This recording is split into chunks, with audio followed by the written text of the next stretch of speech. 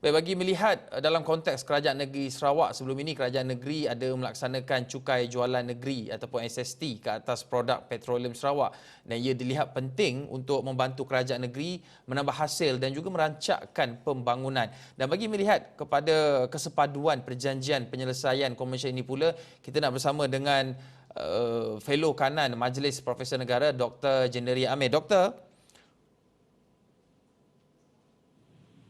Halo. Halo Dr. Jenery. Halo, ya.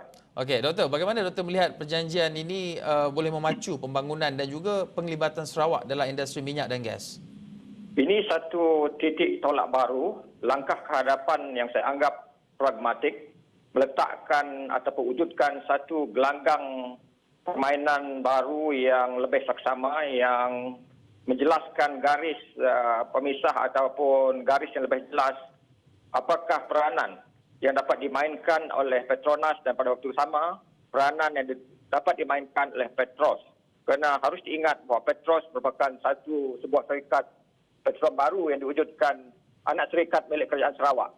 Dan saya beranggapan bahawa perjanjian pada hari ini akan meletakkan kedua-dua belah pihak, iaitu Petronas dan Petros, ini dalam satu keadaan yang lebih jelas, lebih adil.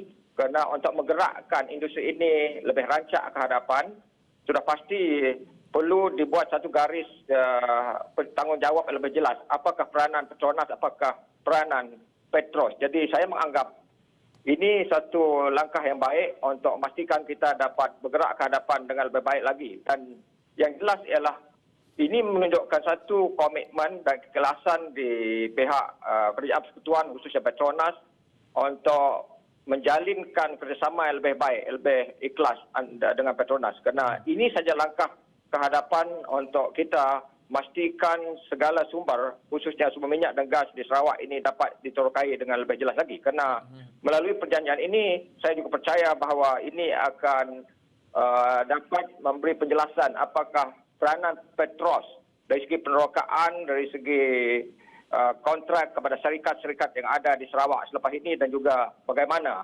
khususnya dari segi SST yang telah pun diperoleh oleh Kerajaan Negeri Sarawak. Doktor, dari segi peluang kepada Petros, adakah Doktor melihat syarikat minyak Sarawak itu mempunyai kepakaran dan juga kemampuan untuk industri petroleum di Sarawak? Tidak harus menjadi masalah, kerana harus diingat bahawa Sarawak merupakan salah satu negeri yang punya sejarah penerokaan petroleum sudah begitu lama, sejak tahun 1910 di Miri, dan dengan kepakaran yang ada, termasuk ketika mereka anak-anak Sarawak bekerja di Shell dan juga di Petronas sendiri, maka saya percaya Petronas punya kemahiran, punya sumber manusia yang sesuai untuk menerokai bidang ini dengan lebih lanjut lagi. Dan ini harus tidak harus menjadi masalah, kerana saya juga percaya bahawa Petros akan terus menjalinkan kerjasama dengan Petronas untuk memastikan wujud keadaan menang-menang, kerana keadaan menang-menang ini akan dapat ditentukan dengan kerjasama yang ikhlas antara kedua-dua syarikat minyak ini nanti.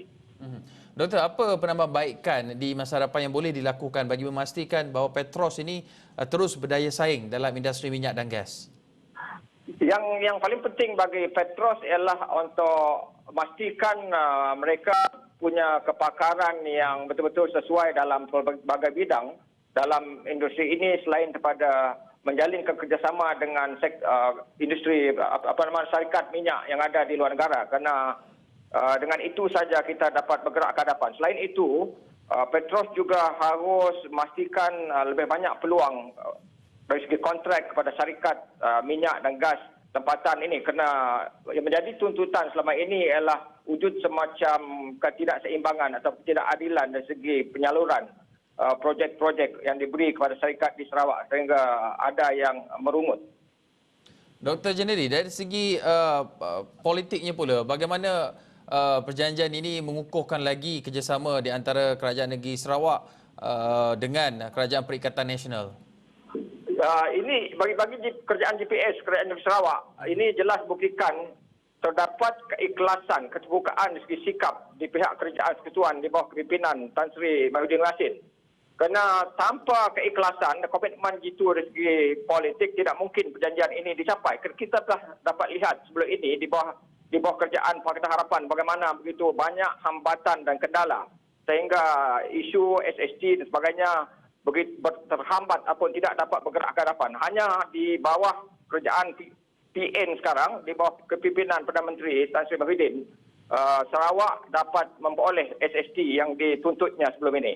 Dan saya percaya melalui perjanjian ini nanti mereka akan dapat melakukan lebih banyak dasar ataupun langkah yang dapat menguntungkan kedua belah pihak demi kepentingan pembangunan di Sarawak sesuai dengan prinsip keterangkuman dan juga prinsip pembangunan yang seimbang atau sesama bagi wilayah di negara ini.